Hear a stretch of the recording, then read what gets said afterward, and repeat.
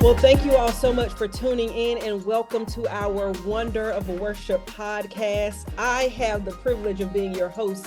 I am Natarsha Sanders, and I work with the Wonder of Worship grant under the directorship of the Reverend Dr. Kathy Dawson of Columbia Theological Seminary.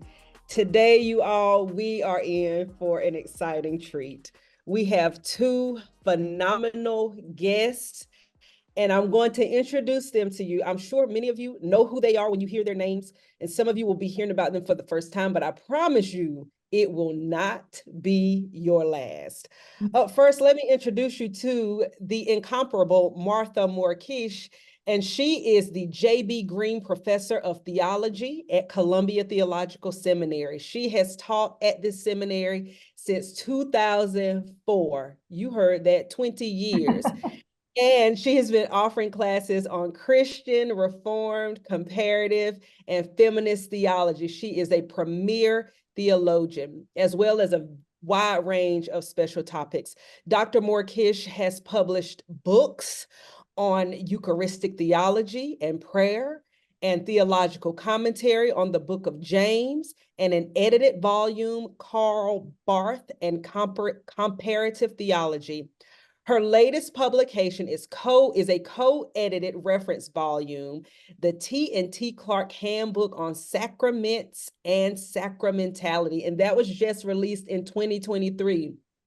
Now, Martha's interest in intergenerational worship began with her own early formation at First Presbyterian Church in Tallahassee. Shout out to them, where she sang in the choir from age 5, rang bells, and read scriptures in worship, as well as loved the community and treasured its children. As she felt called to seminary to further her academic study and to professional ministry, her work has always included attention to communal embodied worship, which means enabling the full participation of all people in worship. So I will say this, Dr. Moore-Keish is a teacher, and she is an occasional worship leader, but she is sought after to do the same for a wide variety of audience, to include Montreat Worship and Music Conferences, where she has served as a liturgist, a Bible study teacher, and a preacher.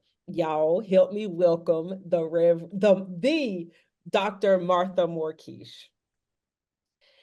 I also want to introduce you to the Reverend Dr. Theresa Cho, who is a graduate from McCormick Theological Seminary, in Chicago. She graduated with awards in preaching and theology. She can and does preach. I will say that from personal experience. Before coming to St. John's Presbyterian Church in 2023, Reverend Cho completed a full year of chaplain residency program at the UCSF Medical Center, where she continues to serve the Professional Advisory Group for Spiritual Care Services. She completed her Doctor of Ministry degree at Fuller Theological Seminary in 2019. So for 20 years, Dr. Cho has integrated intergenerational ministry with visual and communal art. She is a teacher, speaker, preacher, workshop leader at a variety of different conferences, again, highly sought after. She is also actively involved in immigrant justice and affordable housing. Now, one of my favorite things about Dr. Theresa is that she loves to bake. And as she says, it's partly because she wants to justify having a degree in chemistry, and partly to tap into the creative side of decorating. So we are grateful to have both of these phenomenal women on our Wonder of Worship podcast. You all help me welcome them. Say hello to our people if you all don't mind. Hi there. Hello, everyone. It's so great to be with you all. So thank you all so much for agreeing to be with us today again. I want to start off by just first engaging in your lives through a story that you have to offer us. Tell the audience about a time that you knew for a fact that intergenerational worship will be part of your life's work. Mhm. Well, I knew when I started at St. John's here. So I started in 2003, and probably this is a familiar story to a lot of churches that were pretty much elderly. It was a mostly white congregation. It was small. They were seeing that their neighborhood was changing. And so they hired a young associate pastor fresh out of seminary to grow the church single-handedly. Yeah. Uh-huh. And God having a sense of humor, I was newly married and I got pregnant my first year. So I embodied that call, decided I'll just birth the members. That's going to be a lot easier than getting them in the doors.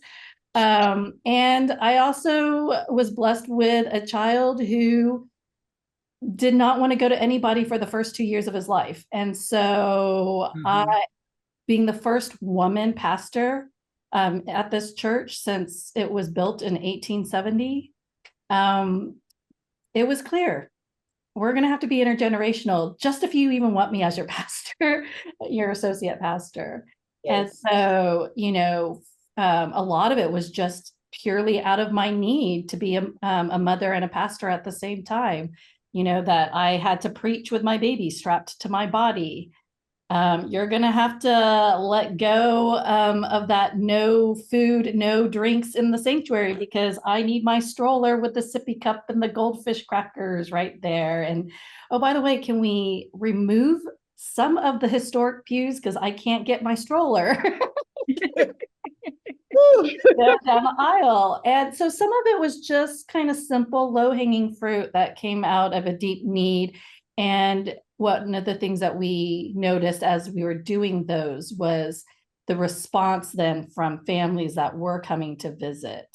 And not only that, but even older people or people who had mobility issues going, wow, there's now room for me and my walker or my wheelchair or things like that. And that, starting from a need and then being able to observe the impact of that and being open to hear the feedback and the responses of that was the beginning of, okay, maybe this is where we start. Let's not start with trying to bring in young families. Let's just start with us first. Let's just try and be more welcoming and intergenerational with us first. Yeah.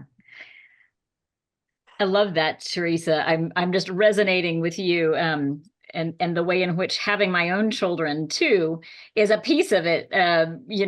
Just trying to have young children in the pew with you is its own kind of awakening to how can we do better at making it okay to have a little bit of noise in the sanctuary, for example, and have snacks all the time. And and that's really okay. When I was thinking about this question, I was also just thinking about how in my own life, when I think about worship itself is always intergenerational.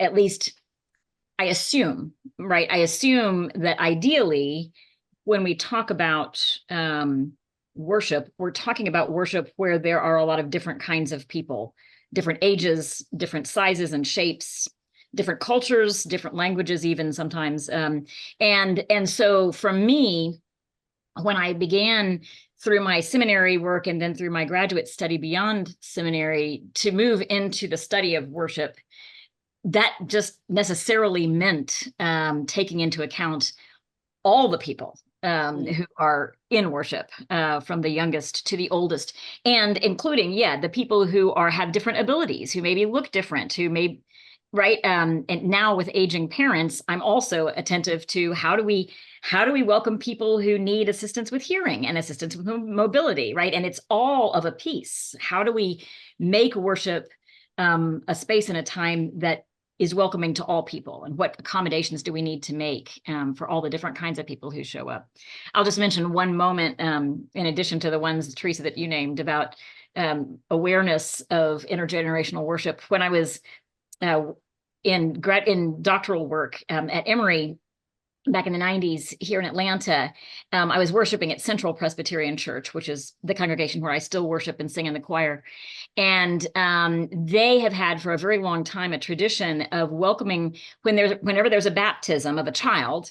They invite all the children in the congregation to come forward and sit on the floor by the font, and the children have a particular role to play. So just as we have congregations that take vows, right? The parents take vows, families take vows, congregations take vows. At Central, and this I think is true of other congregations as well, but particularly at Central, I experienced it. The children have a particular vow that they say yes, and it goes something like this: will you love this child? Will you teach them the stories of Jesus? If they fall down, will you help them back up again? You know, that kind of thing. And so it's very concrete for concrete thinkers, but it gives them a role to play.